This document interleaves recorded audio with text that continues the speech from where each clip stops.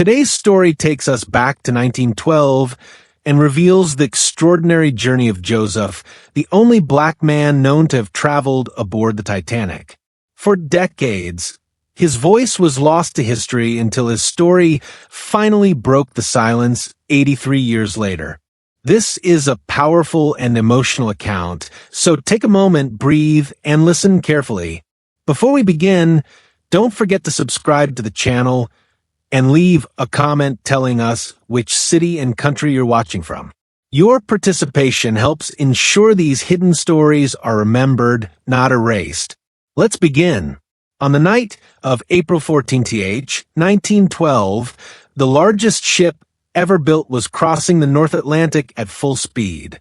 The water was calm, the sky was clear, and more than 2,000 people were sleeping peacefully, unaware that in a few hours most of them would be dead. Among those passengers, there was a man whose story would remain hidden for almost a century. His name was Joseph Phipe Lame Marrier-Larose. He was 25 years old. He was a trained engineer. He spoke 3 languages fluently, and he was the only black man traveling aboard the RMS Titanic. But you have never heard his name in any movie. You have never seen his face in any documentary. For 83 years, the world forgot he ever existed until his daughter, at 84 years old, decided to break the silence and tell the world what really happened that night. This is a story about love, racism, sacrifice, and a promise that was never kept. And it begins not on a ship, but on a small Caribbean island in a house that smelled of coffee and sea salt. Joseph was born on May 26, 1886, in a coastal city called Cafisian in the northern part of Haiti. At that time, Haiti was a country still recovering from decades of political instability. But Joseph's family was different. They were not poor. They were not struggling. His father was a former military officer with connections to the government. His mother, Yusuzali, came from a respected family with roots in the Haitian elite. They lived in a house with wooden shutters and a garden filled with tropical flowers. Joseph grew up listening to French being spoken at the dinner table. His parents believed in education. They believed that knowledge was the only thing no one could take away from you. And from a very young age, they saw something special in their son. Joseph was curious. He asked questions about everything. He wanted to know how things worked. He would take apart old clocks just to see the gears inside. He would watch the ships arriving at the port and wonder how something so heavy could float on water. His mother noticed this. She knew that Haiti at that time could not offer her son the education he deserved. The schools were limited, the opportunities were few, and she had a dream for him. She wanted Joseph to become an engineer. Not just any engineer, a European-trained engineer, someone who could build bridges and design machines, someone who could return to Haiti one day and help rebuild the country. When Joseph turned 15 years old in the year 1901, his mother made a decision that would change his life forever. She sent him to France. This was not a simple trip. In 1901, traveling from Haiti to France took weeks. Joseph boarded a steamship with a small suitcase and a letter of recommendation from his father. He did not speak much during the journey. He spent most of his time on the deck watching the horizon, wondering what Europe would look like. He had seen pictures in books. He had heard stories from relatives who had visited Paris, but nothing could prepare him for what he was about to experience. When the ship finally arrived at the port of La Haye, Joseph stepped onto French soil for the first time. He was alone. He was 15, and he was black in a country where almost everyone was white. Joseph traveled by train to a city called Beau, located about 80 kilometers north of Paris. This was where he would study. This was where he would spend the next several years of his life. The city was small with cobblestone streets and old stone buildings. The winters were cold, much colder than anything Joseph had ever experienced in Haiti. But he adapted. He found a small room to rent. He enrolled in school, and he began studying engineering with a focus that impressed his teachers. Joseph was not just smart, he was disciplined. He woke up early every morning. He studied late into the night. He learned French grammar until could write better than most of his classmates. He learned mathematics, physics, and technical drawing. He wanted to prove that a black man from Haiti could compete with anyone in Europe. But France was not easy for Joseph. The people were polite, but distant. Some of them had never seen a black person before. They would stare at them on the street. They would whisper when he walked into a room. Joseph learned to ignore it. He focused on his studies. He told himself that once he had his diploma, everything would be different. People would respect him for his knowledge, not judge him for his skin. He believed this with all his heart, and for a while it seemed like he was right. Joseph graduated with an engineering degree in the early 1900s. That he was proud. His mother was proud. He had done exactly what she had dreamed of. But when Joseph started looking for work, he discovered something that would haunt him for the rest of his life. No one wanted to hire a black engineer. It did not matter that he had the same diploma as everyone else. It did not matter that he spoke perfect French. It did not matter that he was intelligent and hardworking. When employers saw his face, they suddenly had no positions available. When he submitted applications, they were ignored. When he showed up for interviews, he was told the job had already been filled. Joseph applied to dozens of companies, engineering firms, construction companies, government offices. The answer was always the same, .no. This was France in the early 1900s. Racism was not written into law the way it was in America. There were no signs saying whites only. There were no separate water fountains or train cars, but discrimination existed in quieter ways. It existed in the way people looked at you. It existed in the opportunities that were never offered. It existed in the doors that were always closed. Joseph felt it every single day, and it was breaking him. He eventually found work, but not the kind he had trained for. He took small jobs, low-paying positions that did not require his engineering skills. He worked harder than anyone else, hoping that someone would notice his talent. But promotions never came. Raises never came. He was always passed over for white colleagues who had less experience and less education. Joseph was stuck, and he was starting to lose hope. But then something happened that changed everything. In the city of Villejuif, just south of Paris, Joseph met a young woman named Juliette Marie Louise Lafag. She was the daughter of a local wine merchant. She had brown hair, soft eyes, and a smile that made Joseph forget all his troubles. Juliette was white. Her family was French. And in 1908, falling in love with a black man was not something society approved of. But Juliette did not care about society. She cared about Joseph. She saw the man behind the skin color. She saw his intelligence, his kindness, his determination, and she fell in love with him completely. They met through a family friend who had been mentoring Joseph.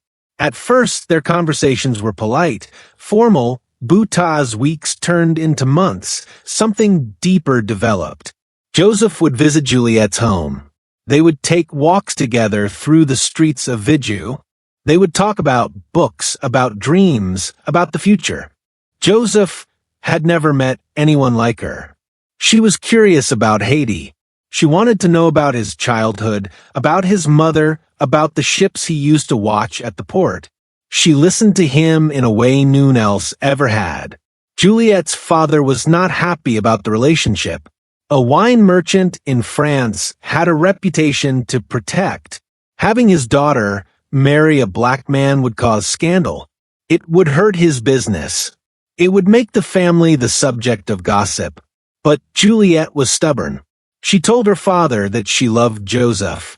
She told him that she was going to marry him whether he approved or not. And eventually her father gave in. Perhaps he saw how happy Joseph made his daughter. Perhaps he realized that fighting her was useless. On March 18, 1908, Joseph Philip Lamoury Leros and Juliette Marie-Louise Lafague were married in a small ceremony.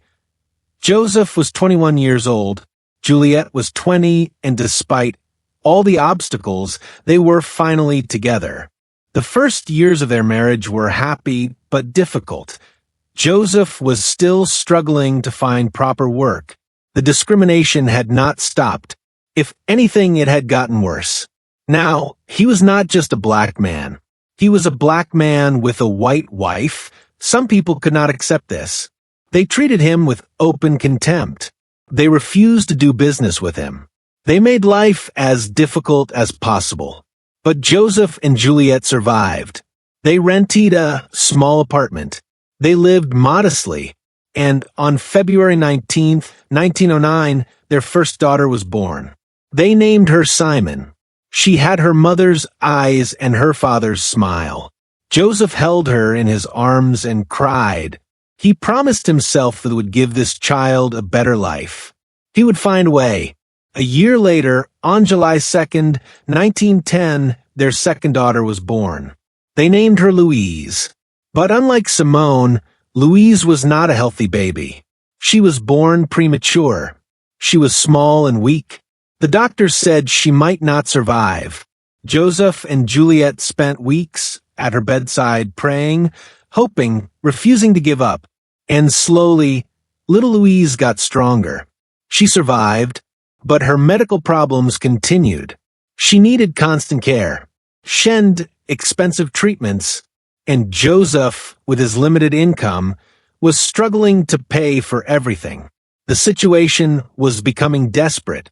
Joseph was working long hours at jobs that barely paid enough to cover rent. Juliette was taking care of two small children while pregnant with a third.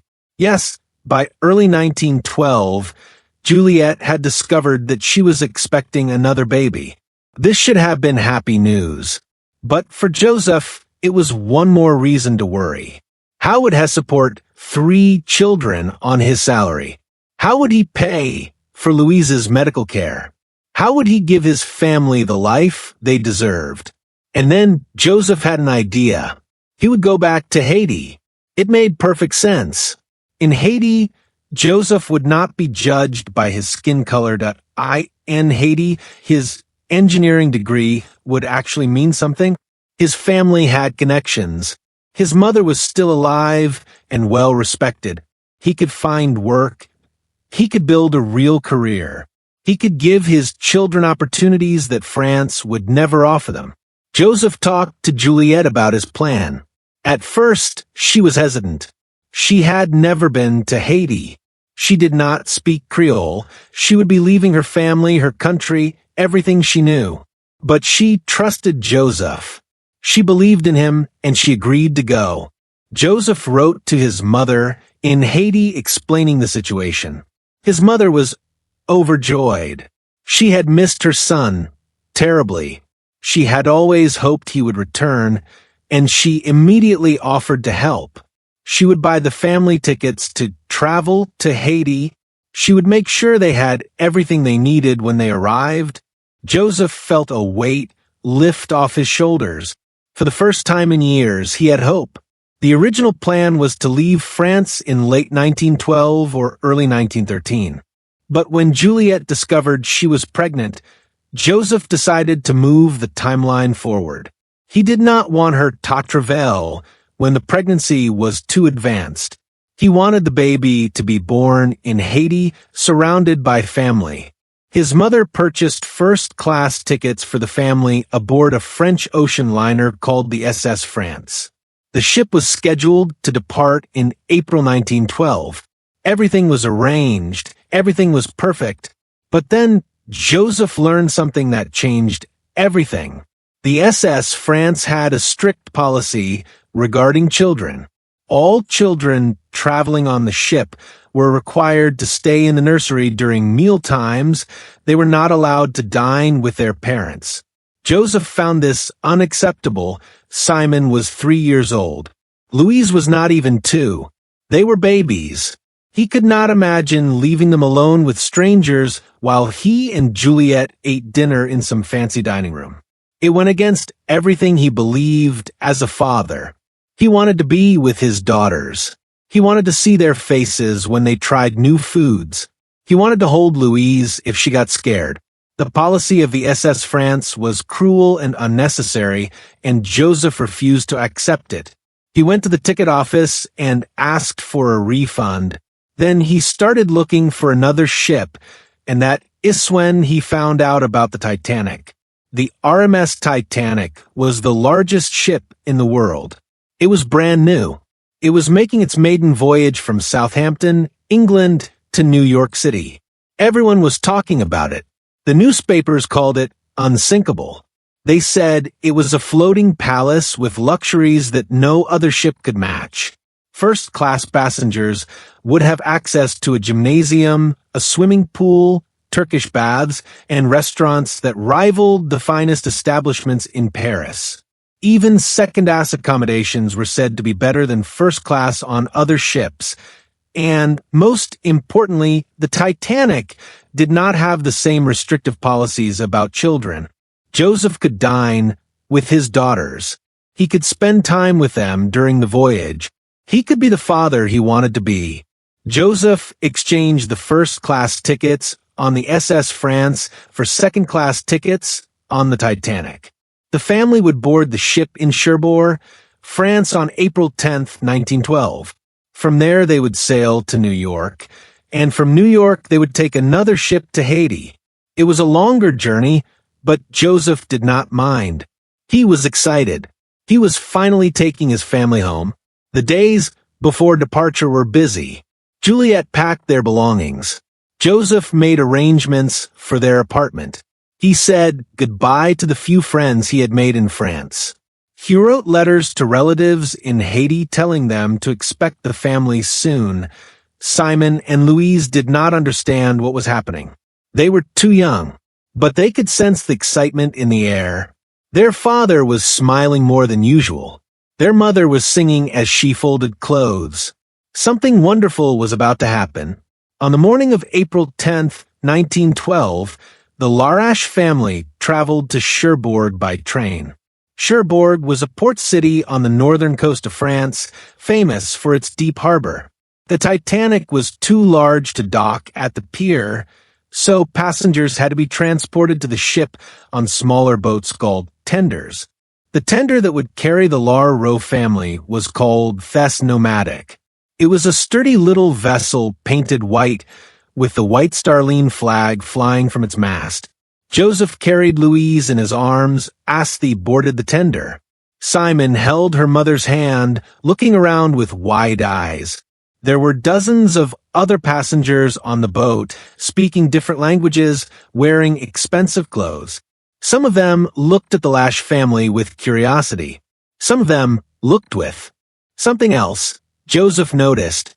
He always noticed, but he did not let it bother him. Not today. Today was the beginning of a new life. As the tender approached the Titanic, Joseph saw the ship for the first time, and he stopped breathing. It was enormous. It was like nothing he had ever seen. The hull rose out of the water like a black iron wall, stretching so high that Joseph had to tilt his head back to see the top, for massive smokestacks pointed toward the sky, painted in the distinctive colors of the White Star Line, buff yellow with black tops. The ship was longer than any building Joseph had ever entered. It looked permanent. It looked invincible. It looked like something that could never ever sink. The tender pulled alongside the ship, and passengers began climbing up a gangway to the second-class entrance. Joseph helped Juliet, who was now visibly pregnant. He carried Louise, who had fallen asleep against his shoulder. Simon walked between her parents, clutching her favorite doll. The family stepped onto the Titanic at approximately 6:30 in the evening. The sun was beginning to set. The ship's orchestra was playing somewhere in the distance, and Joseph Larrowe The only black man on board took a deep breath and smiled. They had made it. Their cabin was located on Deck E in the second-ass section of the ship. It was small but comfortable. There were 2 beds, a wash basin, and a porthole that looked out onto the ocean. The walls were painted white. The linens were clean. Compared to their apartment in France, it felt almost luxurious. Juliet sat on the bed and exhaled. The journey had been exhausting. The pregnancy was making her tired, but she was happy. She looked at Joseph and reached for his hand. That first night on the Titanic, the family ate dinner together in the second-ass dining saloon. The room was beautiful. Oak paneled walls, white tablecloths, crystal glasses.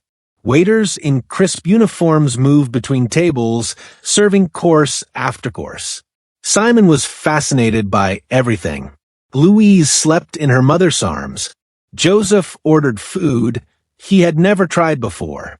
He laughed at something Juliet said. For a few hours, he forgot about the discrimination. He forgot about the struggles. He was just a father having dinner with his family on the most famous ship in the world. But not everyone was welcoming. Some passengers in the dining room stared at the Larrow family. A black man with a white wife and 2 mixed-race children was not a common sight in 1912. Some people whispered, some people pointed. Joseph heard fragments of conversation. Words that were not meant for him to hear, but that he understood perfectly. He pretended not to notice. He focused on Juliet. He focused on his daughters. That he refused to let anyone ruin this moment. Over the next few days, the Larrow family settled into a routine. Joseph would wake early and walk around the deck, breathing in the salt air, watching the endless ocean stretch toward the horizon. Juliet would stay in the cabin with the children, reading books, playing games, resting. They would meet for meals. They would talk about Haiti. Joseph told Juliet about the beaches, about the mountains, about the house where he grew up. He told her about the food his mother used to make. He told her about the sound of drums during carnival season. Juliet listened to every word. She was falling in love with a country she had never seen. The other passengers continued to treat the Larrow family with a mixture of curiosity and coolness. Some assumed the children were not actually theirs. One woman reportedly thought Simon and Louise were Japanese because of their light brown skin and dark hair. Joseph overheard comments in English and French. He understood both languages perfectly, but he never responded. He never confronted anyone. He simply held his head high and continued walking. He had spent his entire life dealing with people who thought they were better than him. He was not going to waste his energy on them. Now, on Sunday, April 14th, 1912, the Larrows family attended a church service in the second-ass dining room. It was a brief non-denominational service led by the ship's captain, Edward Smith. Passengers sang hymns. They prayed. They gave thanks for the beautiful weather and the smooth voyage. Joseph sat with his family in one of the back rows. He was not particularly religious, but he appreciated the moment of peace. He closed his eyes and thought about his mother in Haiti. He imagined her face when she saw him again. He imagined her holding her grandchildren for the first time. In just a few more days, they would be together. After the service, Joseph did something unusual. He went to the second-ass smoking room. This was a space where men gathered to talk, drink, and play cards. Joseph rarely socialized with strangers. He preferred to spend time with Juliet and the children. But something made him go that day. Perhaps wanted to relax. Perhaps he wanted to feel normal like any other passenger on the ship. He found a seat in the corner. He ordered a drink. He watched the other men laughing and joking. And for a moment, he felt like he belonged. That evening, the family had their final dinner together. The menu included lamb, roast beef, vegetables, and a selection of desserts. Simon ate everything on her plate. Louise was fussy as usual. Juliet looked tired, but content.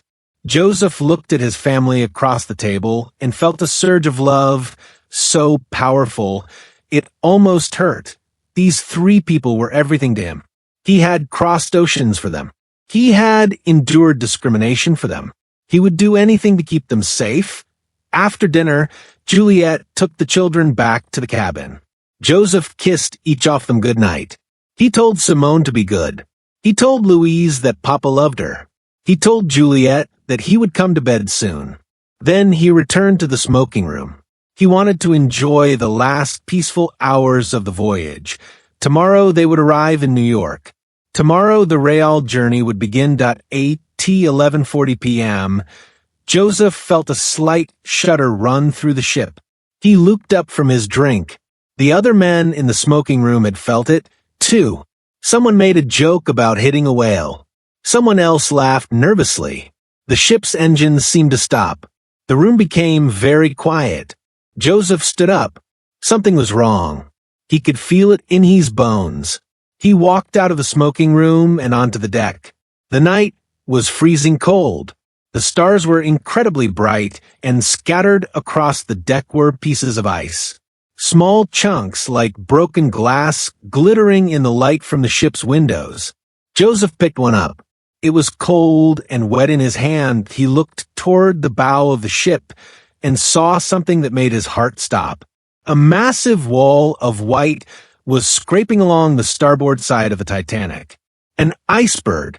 Joseph dropped the ice and ran toward his cabin. Joseph ran through the corridors of the ship like a man possessed. His heart was pounding so hard he could feel it in his throat. His breath came in short, sharp gasps that burned his lungs.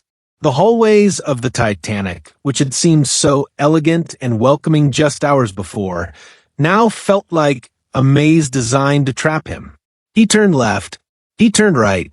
He nearly collided with a steward who was walking calmly in the opposite direction, as if nothing had happened, as if the world was not ending.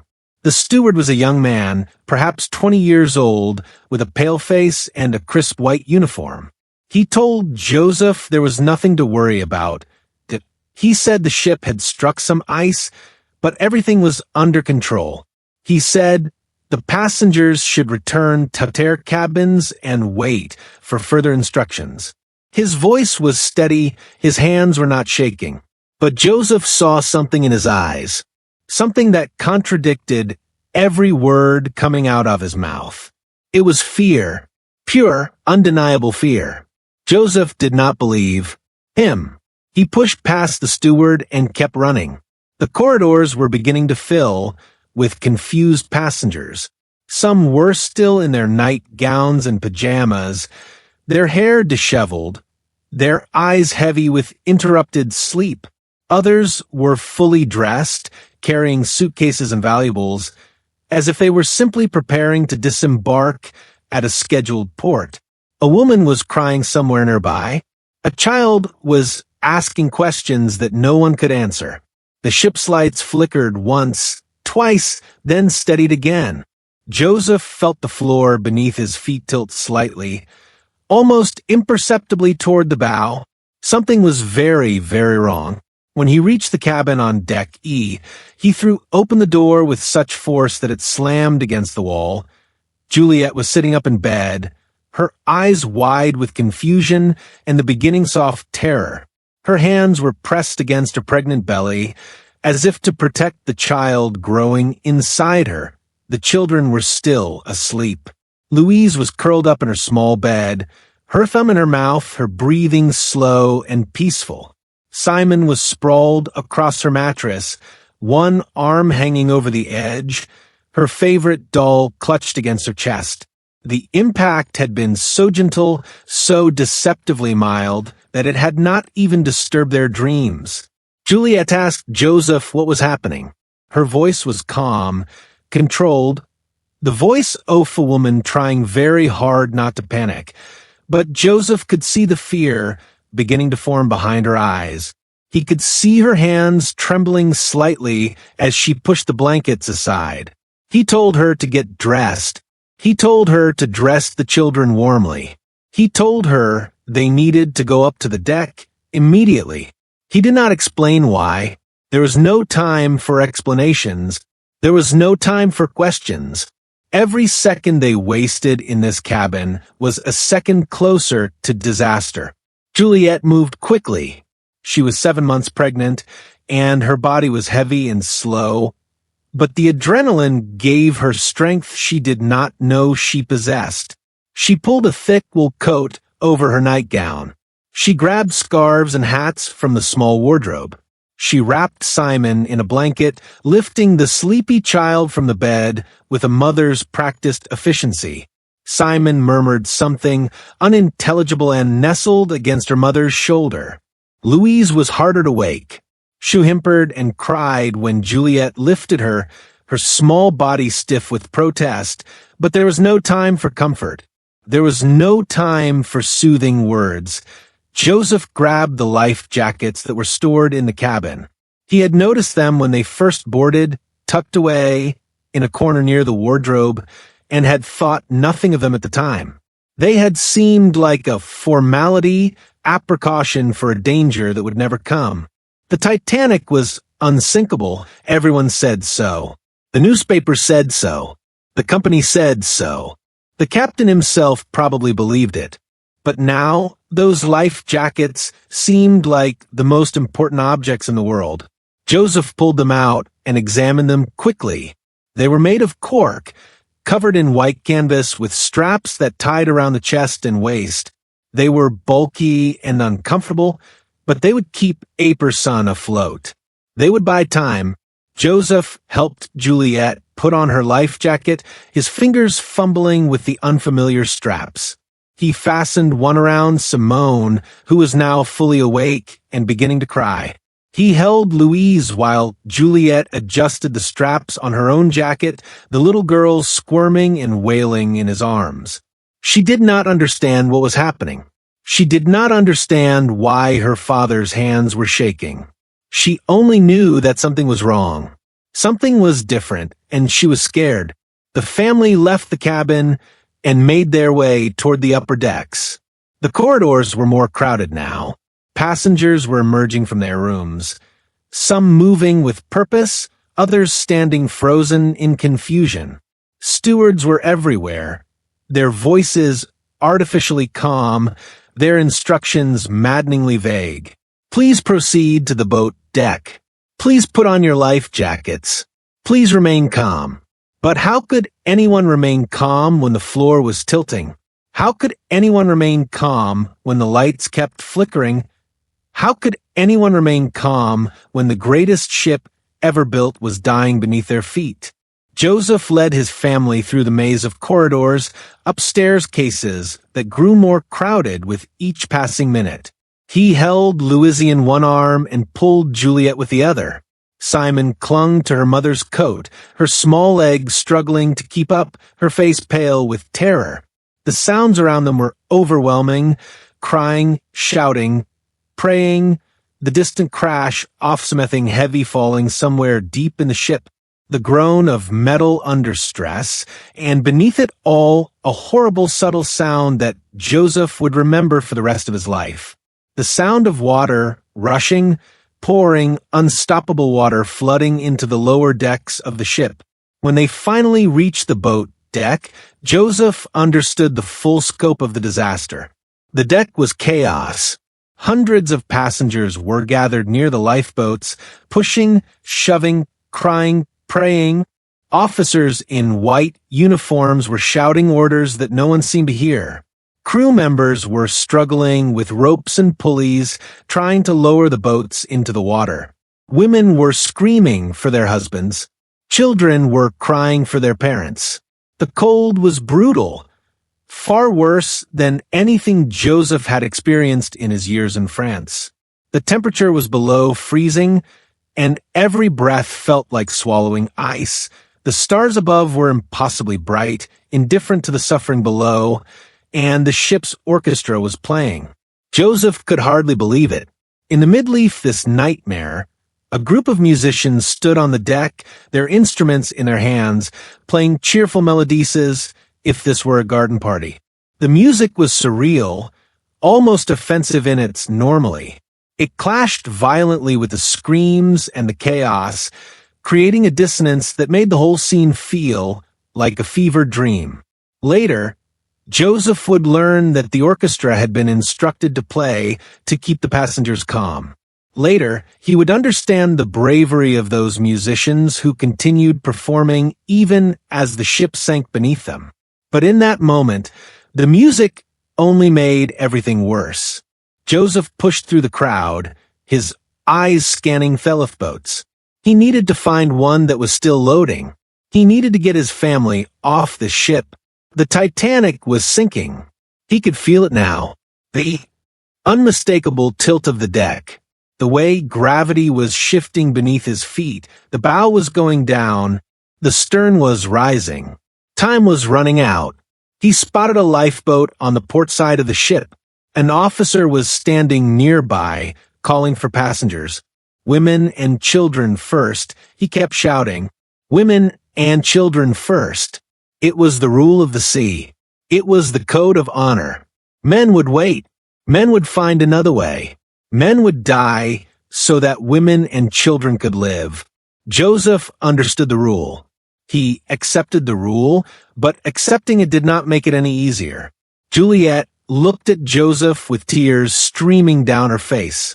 The cold wind was biting at her cheeks, turning her skin red and raw. She did not want to leave him. She grabbed his arm with a strength he did not know she possessed, her fingers digging into his coat, her eyes pleading with him to come with them. Joseph shook his head. He could not. He knew he could not. The officer was watching. The rules were clear. If Joseph tried to board the lifeboat, he would be stopped. He would be thrown back. He might even be shot. He had heard stories about officers using guns to maintain order during shipwrecks. He would not risk it. He would not risk his family's chance to survive. He told Juliet that he would find another way. He told her that there were more lifeboats on the other side of the ship. He told her that he would see her in New York. He told her to be strong, to take care of the children, to never forget how much he loved her. His voice was steady, but inside he was breaking. Inside he was screaming. He did not want to let her go. He did not want to watch his family disappear into the darkness. But he had no choice.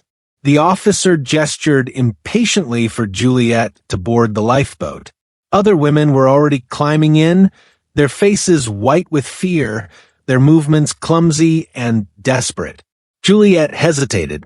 She looked at Joseph one more time, memorizing his face, burning his image into her memory. He was holding Louise in his arms, the little girl's face pressed against his shoulder, her small body shaking with cold and fear. Simon was standing between them, looking up at her parents with eyes that did not understand what was happening. Joseph handed Louise to Juliet. The transfer was awkward, complicated by the life jackets and the crowd and the rocking of the ship. Louise wailed as she passed from her father's arms to her mother's.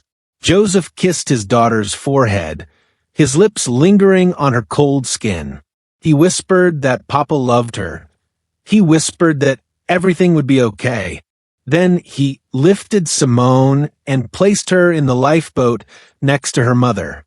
The 3-year-old immediately started crying, reaching for her father with both arms, her small voice cutting through the chaos like a knife. But something went wrong. In the confusion and the crowd, the lifeboat began to lower before everyone was properly seated. Juliet and Simon were pushed toward one side of the boat by the surge of boarding passengers, while Louise was still in Joseph's arms. He had handed her to Juliet. But somehow in the chaos, the child had been passed back. Or perhaps he had not let go. Perhaps he had been holding her 1 second too long, savoring the weight of his daughter in his arms, not realizing that the boat was already descending. The ropes creaked, the pulleys groaned. The lifeboat dropped several feet, then stopped, swinging slightly in the frigid air. Juliet screamed. She could see Louise still on the deck, still in Joseph's arms, getting farther away with each passing second. She reached out, her arms stretched toward her baby, her face twisted with an anguish that was almost inhuman. Joseph tried to push forward, but there were too many people. Bodies pressed against him from every direction. A crewman was blocking his path, his arms spread wide, his face hard and suspicious. The crewman saw a black man trying to approach the lifeboat and assumed the worst. He thought Joseph was trying to board. He thought Joseph was trying to take a place that belonged to women and children. He did not see a father trying to reunite his family. He saw a threat, Joseph shouted. He begged. He pointed at Juliet in the lifeboat. He pointed at Louise in his arms. That is her mother, he said. This is her daughter. Please let me give her the baby. But the crewman did not move. The crewman did not listen. The seconds were ticking away. The lifeboat was descending and Louise was still on the deck of the sinking ship. In that moment, Joseph made a decision that would haunt Juliet for the rest of her life. He turned to a stranger standing next to him, a woman he had never seen before and would never see again, and thrust Louise into her arms. The woman was startled, confused, but Joseph did not give her time to act. He begged her to pass the child to the woman in the boat. He pointed at Juliet, whose screams were now so loud they could be heard over the chaos. That is her mother, he said. Please give her the baby. Save my daughter. The stranger looked at the crying child in her arms. She looked at the lifeboat descending into the darkness. She looked at the black man with tears streaming down his face. And then she did something that Joseph would never be able to thank her for. She leaned over the railing and passed Louise down to another passenger standing below, who passed her to another and another, a chain of strangers united by a single purpose, until finally the little girl reached Juliet's outstretched arms. Mother and daughter were reunited. The lifeboat continued to descend. Joseph stood at the railing and watched his family disappear into the darkness. The lifeboat hit the black water with a splash that seemed impossibly loud in the stillness of the night. Crew members began rowing, pulling away from the sinking ship, putting distance between themselves and the disaster. Joseph could see Juliet's face in the dim light, growing smaller and smaller as the boat moved away. Their eyes met across the growing distance. She was crying. She was holding both daughters against her chest, one in each arm, as if she could protect them from the whole world. She mouthed something to him. He could not hear the words over the wind and the chaos, but he understood. She was telling him she loved him. She was telling him to survive. She was telling him to find a way. Joseph raised his hand in a final wave. He tried to smile. He wanted her last memory of him to be a smile. He wanted her to remember him as brave, as strong, as hopeful. He did not want her to see the terror in his heart. He did not want her to know that he had already accepted his fate. The lifeboat disappeared into the darkness, and Joseph was alone. He did not move for a long time. He stood at the railing, his hands gripping the cold metal, his eyes fixed on the spot where the lifeboat had vanished. The Titanic was listing badly now, tilting forward at an angle that made it difficult to stand. Water was pouring into the lower decks through gashes in the hull. The bow was sinking, the stern was rising, the great ship was dying, and there was nothing anyone could do to save it. Around Joseph, chaos continued. Passengers were running in every direction, searching for lifeboats that were already gone. Officers were firing guns into the air, trying to maintain order. Men were jumping into the freezing water, preferring a quick death to the slow agony of waiting. The orchestra had stopped playing. The lights were flickering more frequently now.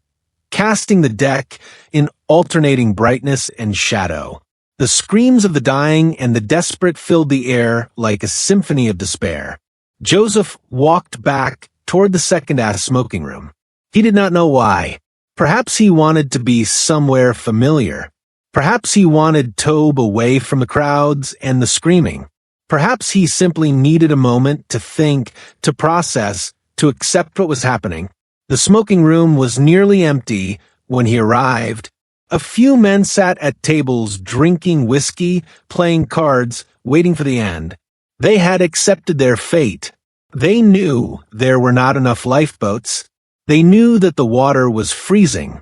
They knew that even if they jumped, they would not survive more than a few minutes. So they sat and they drank and they waited. Joseph sat down in the same chair where he had been sitting just 2 hours before. The same chair where he had been dreaming about Haiti. The same chair where he had been imagining his mother's face when she saw him again. He thought about Juliet. He thought about Simon and Louise. He thought about the baby that Juliet was carrying, the child who would never know its father. He thought about his mother in Haiti, who would receive a letter in a few weeks telling her that her son was dead. He thought about all the things he would never do, all the places he would never see, all the moments he would never share with the people he loved. And he thought about the life he had lived. 25 years. That was all he had been given. 25 years of struggle, of discrimination, of fighting for every opportunity. He had left Haiti as a boy and crossed an ocean to get an education. He had studied harder than anyone else, worked longer than anyone else, and still it had not been enough. The color of his skin had followed him everywhere, closing doors that should have been open, denying him chances that others took for granted. He had loved and been loved. He had married a woman who saw past his color, who loved him for who he was. He had fathered 2 beautiful daughters and was expecting a 3rd child. He had tried so hard to build a good life, a meaningful life. And now it was ending on a sinking ship in the middle of the Atlantic Ocean. Joseph closed his eyes. He thought about Juliet in the lifeboat holding their daughters close. He imagined them being rescued. He imagined them arriving in New York, then traveling to Haiti, then starting a new life without him. He imagined his children growing up, going to school, falling in love, having children of their own. He imagined Juliet growing old, her hair turning gray, her face lined with the years. He hoped she would find happiness. He hoped she would find peace. He hoped he would tell their children about him, about the father who had loved them more than life itself. At 2:20 in the morning on April 15th, 1912, the RMS Titanic broke apart and sank beneath the waves of the North Atlantic. The sound was unlike anything the survivors had ever heard. A deep groaning roar as the ship tore in two, a thunderous crash as the bow plunged into the depths. A moment of eerie silence as the stern rose vertical, pointing toward the stars like a dark finger accusing the heavens. And then the screams, hundreds and hundreds of screams, as more than 1,500 people were plunged into water so cold it stopped their hearts within minutes.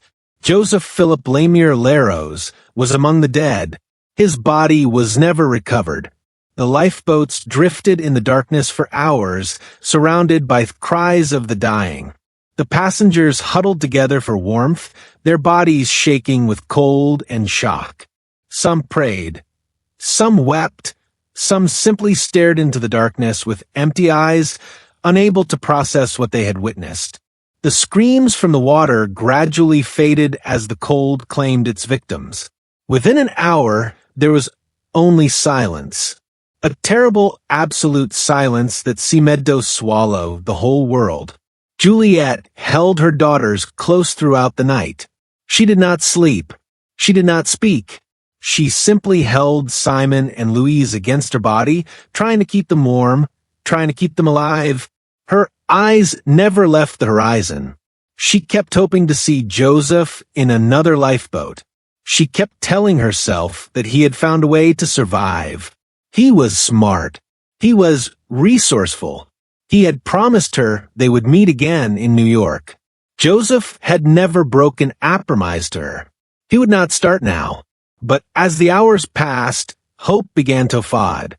The other lifeboats came together, sharing survivors, sharing information, sharing grief. No one had seen Joseph. No one had seen a black man in any of the boats. Juliet's heart sank with each passing minute. She began to understand what she had been refusing to accept. Her husband was gone. The father of her children was gone. The man she had loved since she was a young girl was at the bottom of the Atlantic Ocean. At around 4 a.m, the survivors saw lights on the horizon. A ship was approaching. It was the RMS Carpathia, a Cunard liner that had received the Titanic's distress signal and had changed course immediately, racing through the night at full speed, navigating through the same ice field that had destroyed the Titanic. The captain of the Carpathia had pushed his ship to its limits, arriving in just over 3 hours, a journey that should have taken much longer. His decision saved hundreds of lives. The Carpathia began picking up survivors from the lifeboats one by one. Rope ladders were lowered over the side. Crew members reached down to pull the freezing passengers aboard. Some survivors were so weak they had to be carried. Some were unconscious. Some were children who had been separated from their parents in the chaos and would never see them again. Juliet and her daughters were among the 706 survivors rescued by the Carpathia. When Juliet climbed aboard the rescue ship, she immediately began searching for Joseph. She walked through the crowds of survivors, her eyes scanning every face, her voice calling his name. She asked officers if they had seen a black man. She described him in detail, his height, his clothes, the engineering books he always carried, his smile, the one that lit up his whole face. No one had seen him. No one could help her. As the hours passed, as the Carpathia completed its rescue operation and turned toward New York, Juliet's hope died completely. She sat on the deck of the ship, surrounded by crying widows and traumatized children, and accepted that her husband was gone. The Carpathia arrived in New York on the night of April 18th, 1912. More than 30,000 people were waiting at the pier. Reporters with cameras, family members holding photographs, curious onlookers hoping to catch a glimpse of history. The rain was falling, a cold drizzle that matched the mood of the crowd. Juliet walked down the gangway with Simon in one hand and Louise another. She was 25 years old. She was 7 months pregnant. She was a widow, and she was utterly, completely alone. Charitable organizations took her in. The Women's Relief Committee provided her with money and clothes. The French Council helped her with paperwork and translation. Everyone was kind. Everyone was sympathetic, but kindness could not bring Joseph back. Sympathy could not fill the empty space beside her in bed.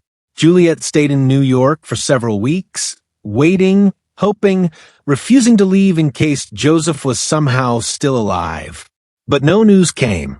No body was ever found. Finally, she made a decision. She would not stay in America. She would not continue to Haiti. She would go home to France, tow her family to the only place where she might find some measure of peace. In May 1912, Juliet and her daughters boarded another ship and sailed back across the Atlantic. The journey was a nightmare. Every creak of the hull made her flinch. Every swell of the waves made her think of that night. Simon had screaming nightmares. Louise cried constantly, sensing her mother's grief, even if she could not understand it. By the time they reached France, all 3 of them were broken. Juliet's family welcomed her with open arms. Her father held her while she wept. Her mother took care of the children. No one asked questions. No one forced her to talk. They simply surrounded her with love and waited for her to heal. On December 17th, 1912, 8 months after the sinking of the Titanic, Juliet gave birth to her third child. It was a boy. She named him Joseph Phipe Lesier-Larose Jr. after the father Hewald. Never know. The baby was healthy and strong. He had his father's eyes, dark and intelligent and full of life. Juliet held her son and cried because he was beautiful and because Joseph would never see him. Juliet never remarried. She dedicated her life to raising her 3 children, working multiple jobs to support them, sacrificing her own happiness for their future. She never forgot Joseph. Every year on the anniversary of the sinking, she would light a candle and sit alone in the darkness, remembering she never spoke publicly about the Titanic. The trauma was too deep, the wounds too raw. When reporters came asking for interviews, she turned them away. When filmmakers offered money for her story, she refused. She had built a wall around that night, and she would not let anyone tear it down. The children grew up in the shadow of their father's absence. Simon remembered fragments, the cold, the screams, her father's face at the railing. Louise remembered nothing, only what her mother told her. And Joseph Jr. never knew his father at all. Only the stories, only the photographs, only the weight of a name that carried so much history. Decades passed. The world changed. 2 world wars came and went. The Titanic became legend, the subject of books and films and endless fascination. But Joseph Larache's name never appeared. His face was never shown. His story was never told. History had erased him as it had erased so many others who did not fit the narrative. Juliet died in 1980 at the age of 91, her silence unbroken. Simon died a few years later, taking her memories to the grave. Only Louise remained. In 1995, Louise Larose was 84 years old. She was living in Paris in a small apartment filled with photographs and memories. She had lived a long life. She had seen everything, and she was tired of the silence. When a representative from the Titanic Historical Society contacted her asking for her story, she said yes. The interview lasted hours. Louise told them everything. Her father's childhood in Haiti, his education in France, the discrimination, the marriage, the decision to immigrate, the exchange of tickets. The night of April 14th, the chaos, the separation, the stranger who passed her from hand to hand, her mother's grief, her brother, born 8 months later, carrying his father's name. For the first time in 83 years, the world heard the story of Joseph Philip Lesier-Larose. Louise died on January 28, 1998, at the age of 87. She was one of the last survivors of the Titanic. But before she went, she ensured that her father would never be forgotten again. Today, Joseph Larache's name appears in museums. His photograph hangs in exhibitions. His story is taught in schools. He is no longer invisible. He's no longer erased. He was a father who loved his family. He was a man who fought against injustice. He was the only black passenger on the Titanic, and his story will echo through history forever.